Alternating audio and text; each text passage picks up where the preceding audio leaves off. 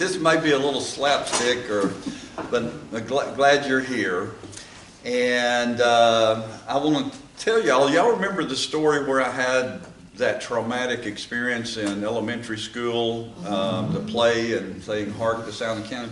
Well, I hadn't thought about that in over 60 years. I'd really tried to suppress that because it was so traumatic. And so it's opened up a can of worms. I woke up, I've been waking up every morning, sitting straight up in the bed, screaming, "Hark the sound of the cannon, hark the sound of the cannon." So if any of y'all know a good psychiatrist or psychologist, I could use one. All right, well, let's get started. Again, thank y'all for coming. How many of y'all have heard or read this? Scientists say the fossil record provides strong evidence for the theory of evolution. Anyone seen that? Yeah, we've got a lot. Okay. Now then, before we really get into the presentation, I need to talk about something. We're going to be talking about the age of the earth today and evolution. And Christians have different viewpoints on this. And I'm sure with this larger class there's going to be different viewpoints on it. So one of the viewpoints is the young earth view. Some Christian scientists and theologians believe the universe, earth, is roughly 6,000 years old, and that God created everything in the universe, all the life forms we see today, including humans, in 6 literal days. The second view that some Christians and theologians hold is some Christian scientists believe the universe is 13 billion years old, but God created the law of evolution as a process to create all the life on earth, plants, animals, insects, so forth and so on. And then there's sort of a modified view. Some Christian scientists believe, again, the universe is 13 billion years old and God created all the life on earth we see today, but didn't use evolution as the method of creating those. I fall into this category, but I could be wrong. This is just my humble opinion, and I just ask that we all show grace to each other, because this isn't the main thing. The main thing is Jesus Christ, and this is more of a secondary issue in my opinion. So, but I will be presenting today with this modified view as we go through. All right, who is the father of the theory of evolution? Anyone know? Darwin. Yes. Y'all know what is the name of the book that came out? Origin of Species. Yeah, my goodness. Ted, you want to teach this? I can't speak English. So yes, Charles Darwin published this in 1859, and it has revolutionized the thinking in Western civilization, not only on science, but what we think of ourselves. Because from the secular viewpoint of evolution, we were created just through a purposeless, undirected process of evolution. And I think that has affected, sometimes I wonder, with all the high rates of suicide and drug abuse and things, that people just, they have no purpose in life. So this has really been very impactful. Okay, evolution, the definition of it, if the short, succinct, scientific definition of it is natural selection operating on random mutations. A simpler definition, I got this from the Britannica Kids Online. That's kind of place I stay a lot because that's on my level. All the kinds of living things that exist today developed from earlier types. The differences between them resulted from changes that happened over many years. So this is the evolution, very simple evolutionary tree of life. Starting down here with a one-cell organism like a bacteria, and up here, hundreds of millions of years later, this is what this one cell, actually, it was sort of our forefathers if you accept the theory of evolution. And so let's look at, it says flatworm here. So basically what this is showing, these little dotted lines, is if you start here, this is millions and millions and millions of years. It starts over here and it doesn't look anything like a flatworm, but it has these changes that gives it an advantage for surviving. And then it's basically offspring, they have more changes. And so here it doesn't look like a flatworm, but over millions of years, and when you get here, that's what you got. So does that make sense? Okay. It's funny, I think. Well, yeah, it could be. All right. So according to the evolutionary theory, I want y'all to meet your great-great-great-grandpa. This is Grandpa Hubert, Grandma Bertha, and Myrtle. And I'm looking out, and I see some strong resemblances here. So, so in most university, school textbooks, and the media, the evolutionary theory is presented as a proven fact. And basically, it's presented, no supernatural power was involved. It was just evolution. It's just a purely naturalistic method to create all the life we see today. And so, again, it's just presented as a fact. Now, here is a well-known scientist, biologist at the University of Chicago. He wrote a book, Why Evolution is True. And here's a quote, and it's kind of long, but hang with me here. It says, every day, hundreds of observations and experiments pour into the hopper of the scientific literature, and every fact that has something to do with evolution confirms its truth. Every fossil that we find, now keep that little phrase in mind, every fossil that we find, every DNA molecule that we sequence, every organ system that we dissect supports the idea that species evolved from common ancestors. Despite innumerable possible explanations that could prove evolution untrue, we don't have a single one. Despite a million chances to be wrong, evolution always comes up right. That is close as we can get to a scientific fact. So that is about as strong a statement as you can get from this well-known scientist. Y'all remember Richard Dawkins from last week, the militant atheist? Well, he is also a famous biologist. I think he's retired now. At Oxford University. He's written a number of books on evolution.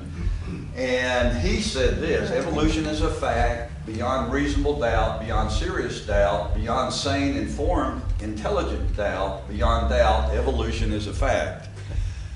So just imagine if you go, if you're a high school student and you go and you take a course under one of these guys or someone similar. They have all these letters behind their names and they're very learned. And if you don't believe in evolution, it could really affect you. Okay, archaeology is the study of the remains of past human life and activities. Everyone knows that, right? Okay, here is a picture. This is, do y'all remember the story in John 9 of how Jesus healed the blind man at the pool of Siloam? Well, in 2004, it was discovered in Jerusalem. And I think in 2018 they started sort of excavating it, which basically is just another confirmation on the reliability of the New Testament. But that's not what we're talking about. So what is, if this is a study of past human activities, what is the study of fossils? Does anyone know the scientific study of fossils, what it's called? Paleontology? Ah, What's great. it, what's it called? Paleontology. Paleontology. Well done. So paleontology is a scientific study of fossils. And here's a quote from the British Geological Survey website. It's a leading global geoscience organization. It says fossils provide important evidence for evolution and the adaptation of plants and animals to their environments. Fossil evidence provides a record of how creatures evolved and how this process can be represented by a tree of life, which we saw, showing that all species are related to each other.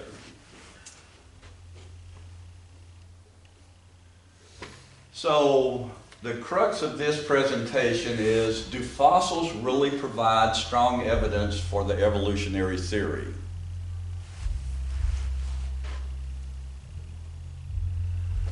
Okay, going back to this very simple evolutionary tree of life, starting down here, again, as I talked about the flatworm and all these changes, and the same thing happens up this whole tree and branches, there should be here millions, if not billions, of intermediate life forms. Does that make sense?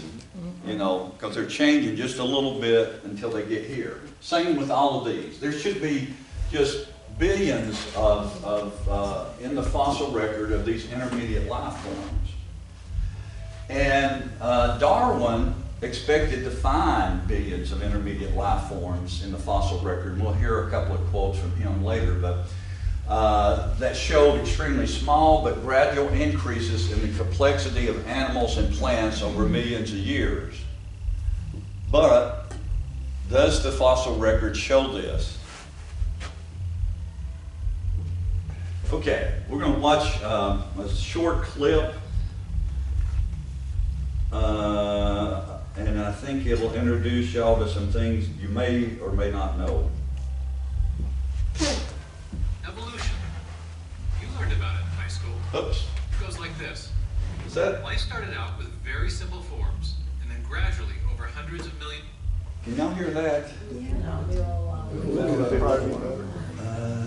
Let's see.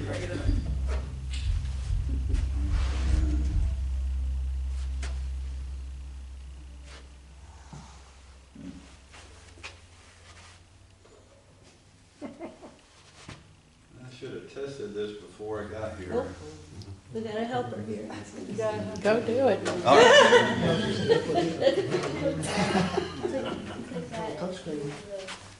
Aiden, would you like to do this? You're smarter than me. Let's see. There you There go. it is. Yeah. It's volume. There it goes. You gotta do the white one down below. There you go. Oh, now it's gonna be really loud. Let's see. Let's try. That's full. All right, let's start again. Let's see.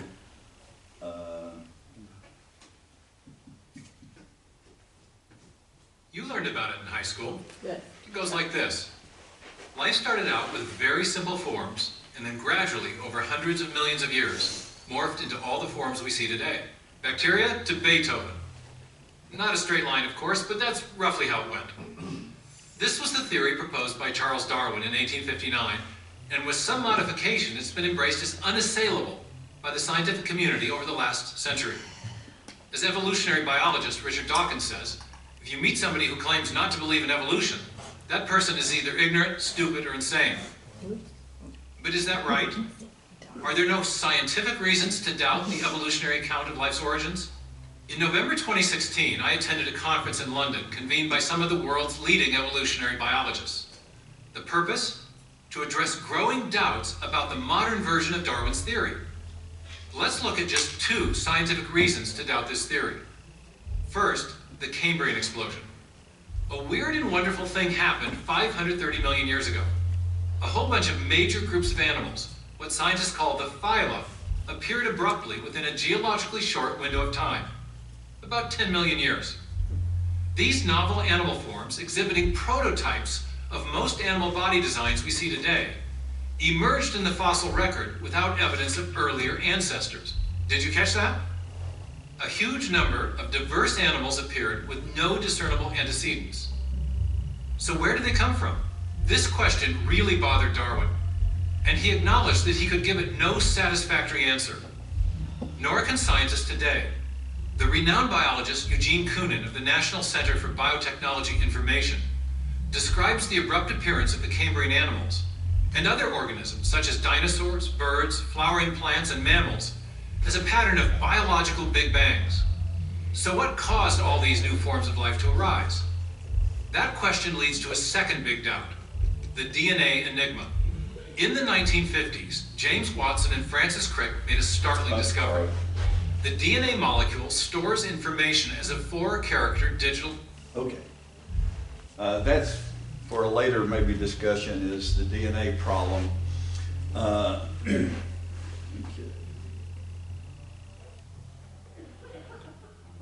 Code. Strings of precisely sequenced.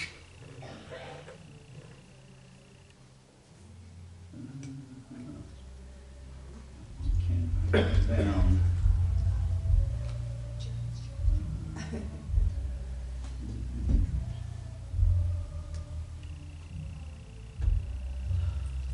Well,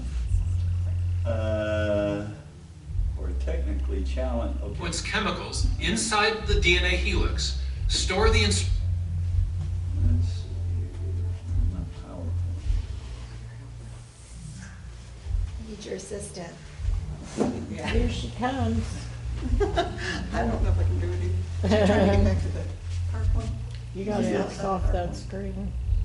Yes, this went outside the PowerPoint. There you go. That's exactly what you gotta do. You Okay. got it. All right. Thank y'all for bearing with me. Okay, so he talks about the Cambrian explosion, and this is an event that happened 541 million years ago to 530. And basically, all of these animals show up in the fossil record fully formed with no ancestors, which goes against the evolutionary theory. So what the fossil record really showed about this event is that numerous different animal types abruptly, catch that, appeared fully formed in the fossil record with no ancestors. This event totally contradicted what Darwin's theory predicted. So in 1996, Time magazine came out with an article about this. It was on the cover of Time magazine. It says, "Evolution's Big Bang. New discoveries show that the life as we know it began in an amazing biological frenzy that changed the planet almost overnight." So when you talk about evolution and there being a big bang or big start, that just, it's a non sequitur. Because evolution happened very gradually over millions and millions of years. The famous 20th century Harvard paleontologist Stephen Jay Gould said the Cambrian explosion was the most remarkable and puzzling event in the history of life. And why would he say that is because these animals just show up in the fossil record. And our old friend Richard Dawkins said, put it this way, it's as though they, the Cambrian animals, were just planted there without any evolutionary history. Again, this is totally contradictory to what you should find if the evolution theory is correct.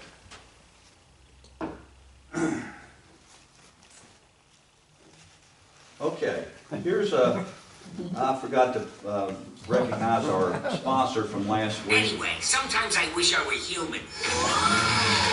Look at me. I'm human. Do you want to eat me? No. Do you want to eat me? No, thanks. No? Would you like to eat me? Nobody wants to eat me. I'm the luckiest. You dropped your lucky penny. Man, I look good. You're still short and bald. I've had 3. Okay, so thank you for M&M sponsoring this class.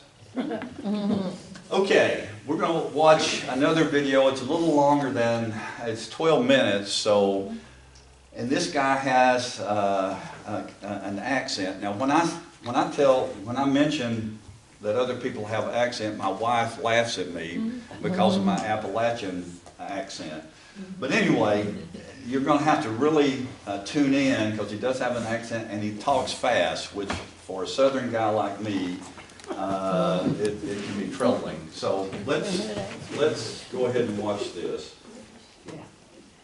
Did you know that Charles Darwin knew about the key issue in his theory that doesn't add up? Did you know that he was troubled by the fact that an entire field of scientific study opposes the key tenets of evolution? Yes, he sure was, and although he was hoping that future discovery... Hello, I'm Lynn Crawford again. We had a camera malfunction during our class on Sunday, so I'm doing the second part where the camera stopped to an empty classroom.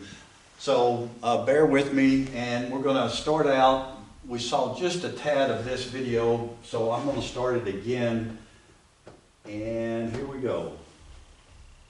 Charles Darwin knew about the key issue in his theory that doesn't add up. Did you know that he was troubled by the fact that an entire field of scientific study opposes the key tenets of evolution? Yes, he sure was, and although he was hoping that future discoveries would fix his problem, the evidence that emerged shattered that hope into 1,000 pieces.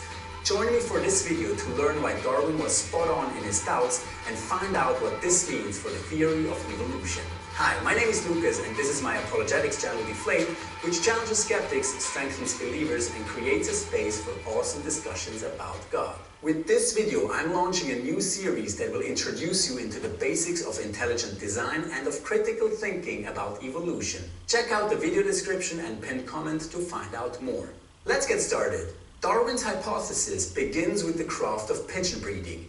He observed that by carefully selecting from within a given set of pigeons, specific pigeons with certain characteristics, breeders are able to create a new set of pigeons. Depending on the goal and selection of the breeder, the newly bred set of pigeons would differ in overall size, color, or size of wings from the original set. Based on that, Darwin suggested that nature was vested with the same creative powers as the breeder.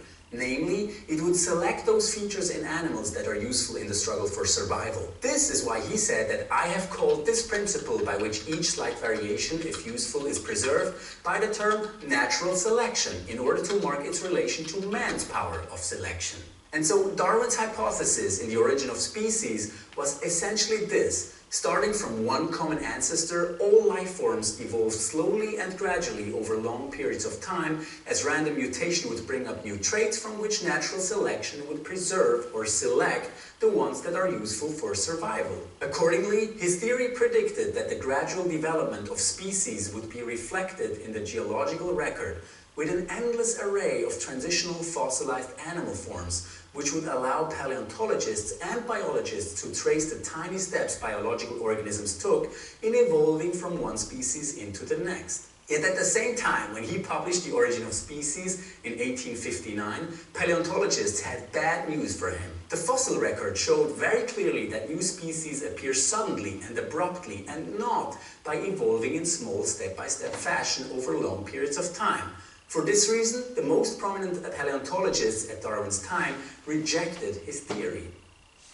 Okay, one of the paleontologists of his time was Louis Agassiz. I don't know how to pronounce that, but he was at Harvard, and most people considered that he knew more about the fossil record than anyone else.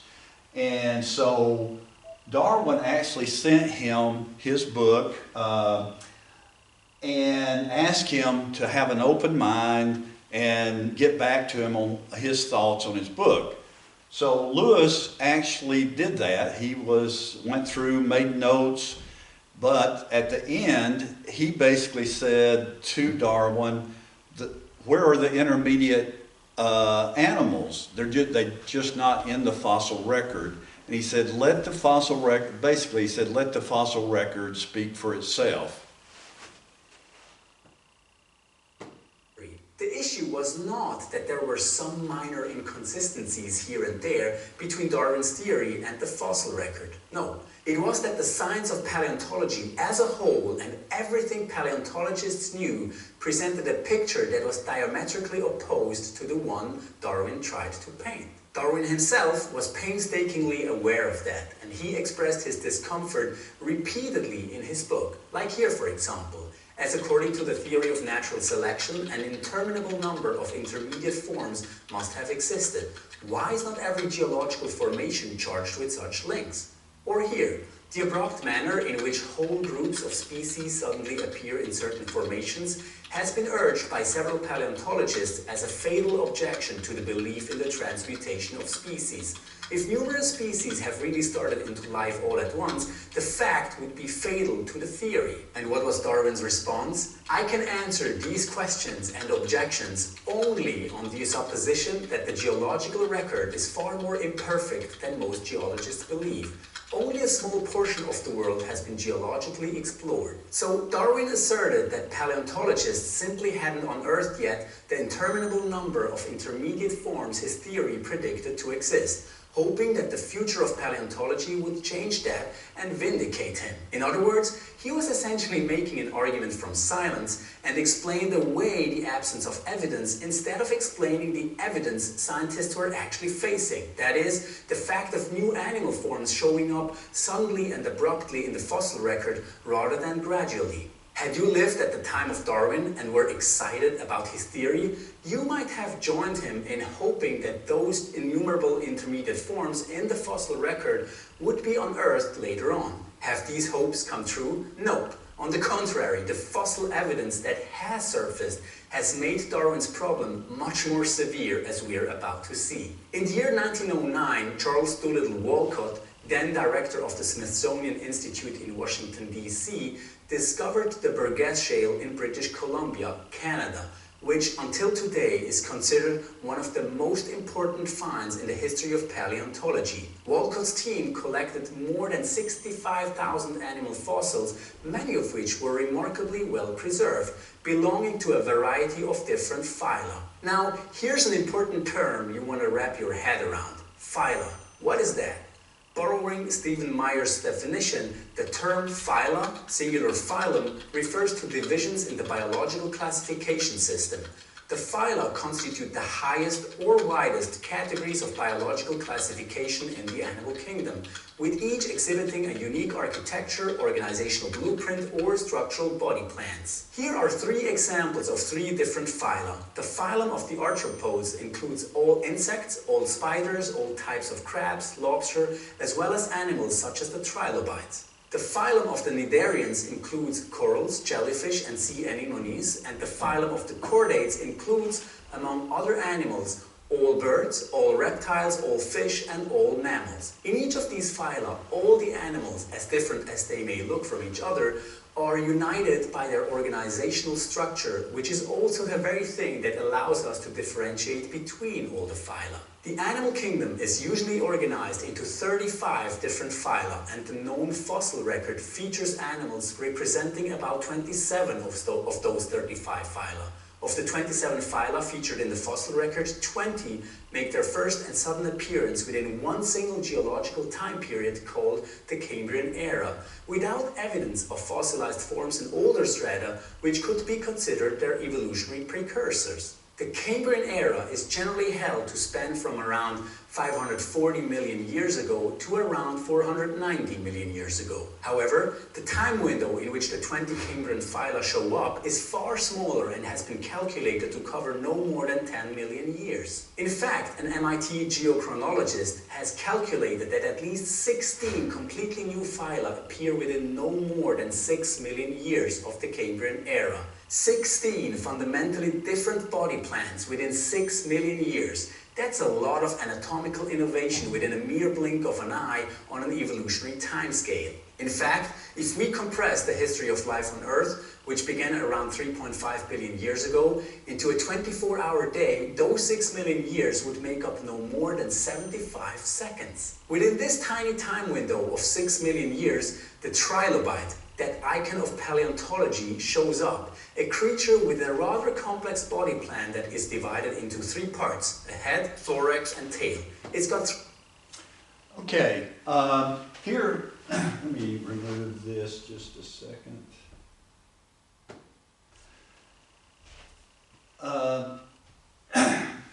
Here is the iconic, I can't remember the name of it, trilobite, sorry.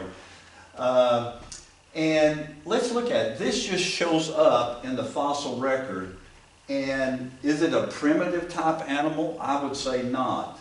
It's got the head section, this section, tails, and as we'll see as he goes over this, it has complex compound eyes. So it wasn't some sort of primitive eyes. It was already very complex for their size. Got 3 longitudinal lobes across the head, while the thorax and tail consist of around 30 segments. However, probably the most impressive anatomical fact about trilobites are their lens-focusing compound eyes, which allow for a 360-degree field of vision. That's a brief sketch of the animal most of us probably associate with the word fossil, and it's this animal that arguably exemplifies the paleontological challenge to evolution best. For if Darwin's theory holds true, how did complex animal forms such as the trilobite show up suddenly within a mere 6 million years with zero evidence of a precursor from which it supposedly evolved? Walcott's phenomenal find in the Burgess Shale in 1909 was a major key that helped paleontologists gain such a detailed understanding of how animals showed up on the stage of life. But it's important to point out that in the 100+ years that have passed since then, paleontologists have consistently encountered the exact same picture around the world when making new discoveries. A wide variety of animals whose fundamental body plans are as different from one another as that of a starfish and a dragonfly make their sudden appearance all at once within a tiny window of time that briefly opened around 540 million years ago. This phenomenon has come to be referred to as the Cambrian explosion. Remember that Darwin admitted that the abrupt manner in which whole groups of species suddenly appear in certain geological formations was a potentially fatal objection to his entire theory.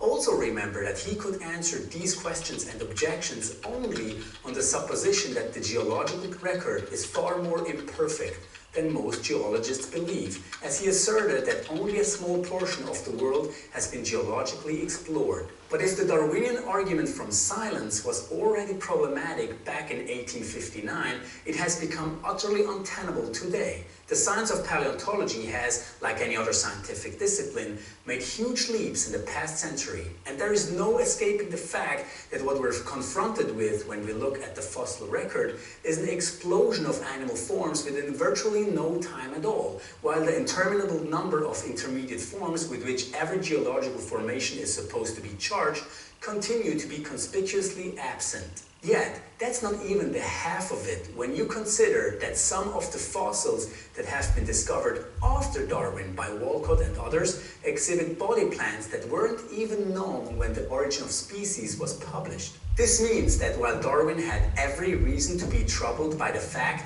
that the fossil record was hanging like a Damocles sword over his theory, far weightier reasons for even greater Darwinian anxiety have now been added, and here is why. It's not just that the interminable number of intermediate forms of the animals known to Darwin have not been found. Instead, what has been found are entirely new animal forms exhibiting body plans and anatomical structures which Darwin didn't even know to exist, and they too appear suddenly and without any precursory forms preceding them in the fossil record. In other words, the very problem whose lethal potential Darwin admitted to has not just not been solved by paleontology as Darwin had hoped. Instead, it has become multiple times more serious as the modern science of paleontology presents us with a picture that consistently shows the exact opposite of what one would expect with the Darwinian hypothesis of gradual change over time. Sure, ever since the extent of the Cambrian explosion was laid bare by Walcott's phenomenal discovery, Darwinists have tried to come up with hypotheses that would reconcile the stubborn fact of paleontology with evolutionary theory. None of them work, however, because the facts are what they are, and trying to reconcile the fossil record with evolution is to force a square peg into a round hole. Nevertheless, in my next video I will look at some of these Darwinian rescue attempts, so make sure you subscribe and check out. Okay,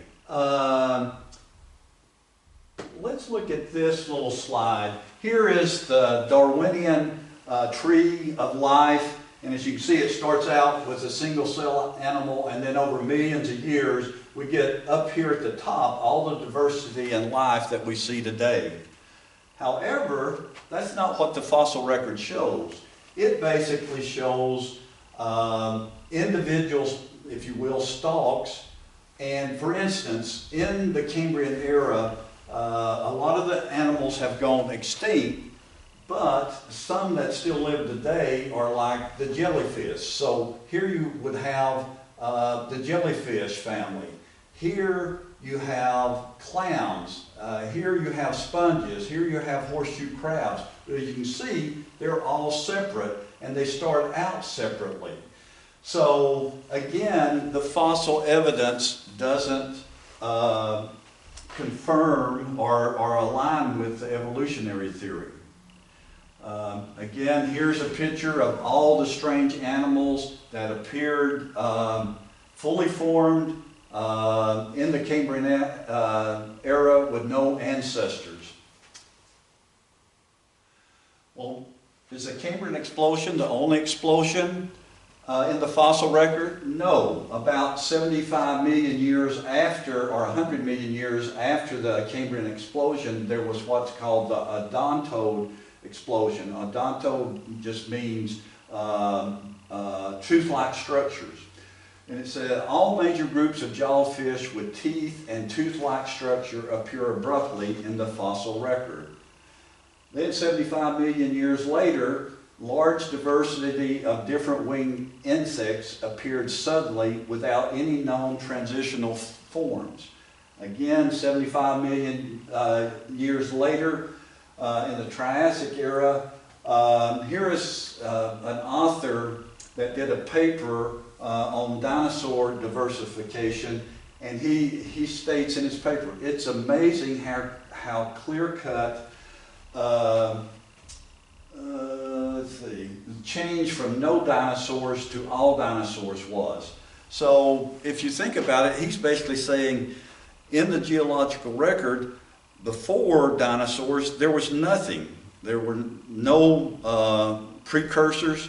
And then he said it was all dinosaurs. There weren't a few dinosaurs, and then they evolved into more and more dinosaurs. He said it was all dinosaurs. And then in the 65 to 55 million year era, 95% of bird species also originated abruptly. The American Museum of Natural History press release of a scientific paper on the tree of life of modern birds was titled, Mapping the Big Bang of Bird Evolution. So the whole record of fossils show these explosive events, unlike what evolution says it should be, that it should be over millions and millions of years. You should have all these intermediate life forms.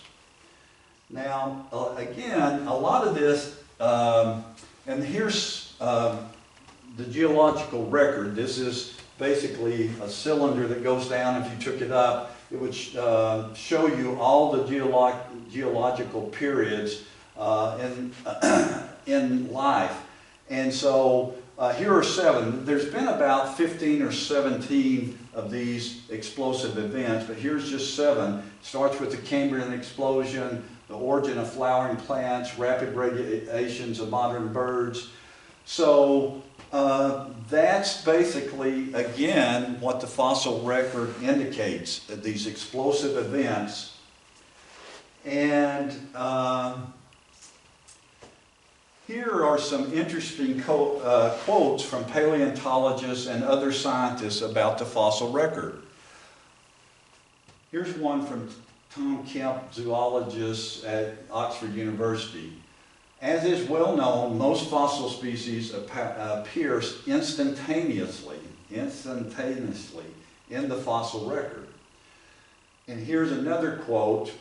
Despite the bright promise that paleontology provides means of seeing evolution, it has provided some nasty difficulties for evolutionists, the most notorious of which is the presence of gaps in the fossil record. Evolution requires intermediate forms between species, and paleontology does not provide them. This is David Kitts, University of Oklahoma. And here is another well-known paleontologist, and some of these have passed, but in the years after Darwin, his advocates hoped to find predictable progressions. In general, these have not been found yet. The optimism has died hard, and some pure fantasy has crept into textbooks. And again, he was a well-known paleontologist that taught at the University of Chicago. So another, and we saw Stephen Gould earlier. Again, he's one of the biggies in paleontologists of the 20th century. He said, the extreme rarity of transitional forms in the fossil record persists as the, quote, trade secret of paleontology. The evolutionary trees that adorn our textbooks have data only at the tips and nodes of their branches. In any local area, a species does not arise gradually by the gradual transformation of its ancestors. It appears all at once and fully formed. Now, here is Philip Johnson. He was a law professor at the University of California, Berkeley. He passed away about 5 years ago. And I have a lot of admiration for him. He wrote a book, author of, Darwin on Trial. And it came out in like 1991, and I read it.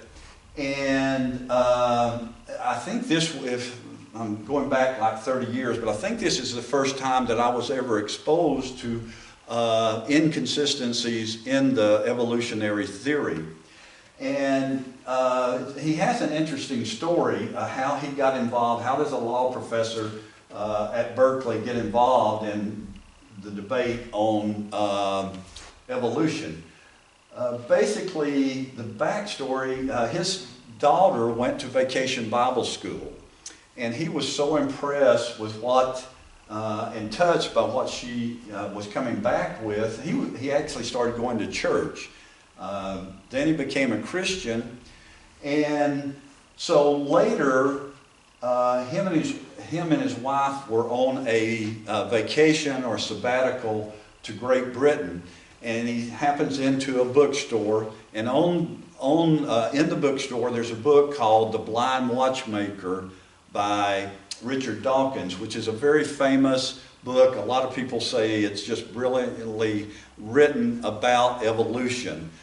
And so anyway, he read it, and he thought that that he saw a lot of tricks in it that he saw attorneys using in trials. And so that really piqued his interest. And so he did all this research and came out with this Darwin on Trial book. He also has some other books and was he's considered one of the co-founders of the intelligent design movement. Here's an interesting quote from him. About him. Johnson goes on to say, just about everyone who took a college biology course during the last 60 years or so has been led to believe that the fossil record was a bulwark of support for the classic Darwinian thesis, not a liability that had to be explained away. And if we didn't take a biology class, we saw Inherit the Wind and laughed along with everyone else was when Clarence Darrow made a monkey out of William Jennings Bryan. But I wonder if Bryan would have looked like such a fool if he could have found a distinguished paleontologist having one of those honest moments and produced him as a surprise witness to tell the jury and the theater audience that the fossil record shows a consistent pattern of sudden appearance followed by stasis. That life's history is more a story of variation around a set of basic designs than one of accumulating improvement. That extinction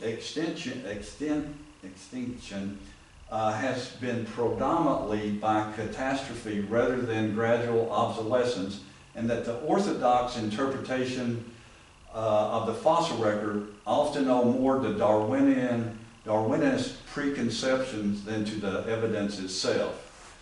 He also said, had another interesting quote. He was actually quoting, this quote is, he's referring to this particular quote just here.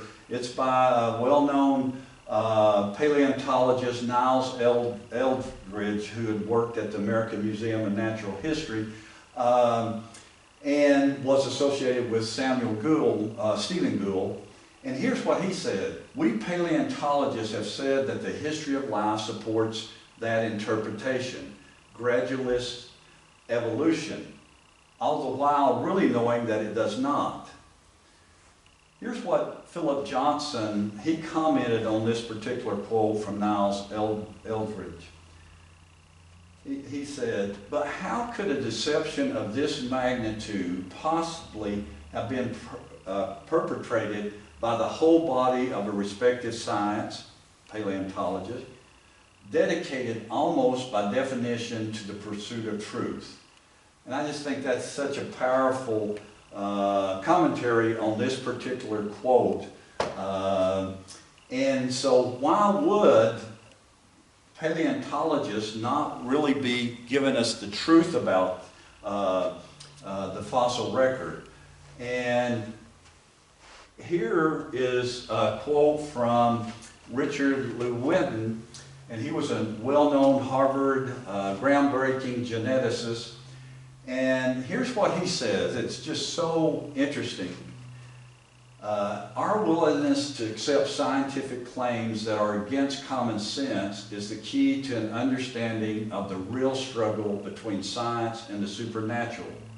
We take the side of science in spite of its failures to fulfill many of its extravagant promises, because we have a prior commitment to materialism. Now, this isn't materialism, you have a lot of fancy cars and a big house. It's a philosophical materialism, which basically says all there is in the universe is matter and energy. There's no spirit, there's no supernatural. It's not that the methods and institutions of science somehow compel us to accept a material explanation of the phenomenal world, but on the contrary, that we are forced by our priori adherence to material causes to create an apparatus of investigation and set of concepts that produce material explanations, no matter how counterintuitive, no matter how mystifying to the uninitiated. Moreover, that materialism is absolute, for we cannot allow a divine foot in the door. So he is basically saying we just exclude anything outside of materialism. So our lens is, even if there was a creator God, we just, with this commitment to materialism, we won't even consider any evidence that might point to that. And I think this is why a lot of scientists, not all, but a number of them are so adamant about evolution and there being no supernatural power that produces it. Okay, going back to our simple tree of life that we discussed earlier, there should be millions and billions of intermediate life forms between the trunk and the tips of each branch, but there isn't. And I think this was quoted earlier, but I'm going to quote Charles Darwin again. Why then is not every geological formation in every stratum full of such intermediate links? Geology assuredly does not reveal any such finely graduated organic chain. And this, perhaps, is the most obvious and gravest objection which can be urged against my theory. And he says, the explanation for this difference is, I believe, an extreme imperfection of the geological record. But as we have seen, 160 years of paleontology advances and looking at fossil fuels all over the world, they all show the same thing. Animals show up abruptly with no ancestors. And if you remember in high school or college, the scientific method, which is basically observe, question, research, and Darwin did this. He basically looked at pigeons and saw how diverse that all the diversity that could happen with men breeding these, and he also traveled around the world studying various animals, and this is how he came up with his hypothesis. So he did all these steps, but his hypothesis that evolution explains all the animal life and plant life that we see on Earth is his hypothesis. But in my humble opinion, when you actually test that hypothesis by looking at the fossil record, it basically doesn't comport with that. So I think when you test it, it shows that the fossil record, the evidence of the fossil record, basically proves that evolution fails spectacularly at the most fundamental level. The fossil record doesn't support Darwin's hypothesis. Oops. And that's basically it. And thank you for listening, and have a good day.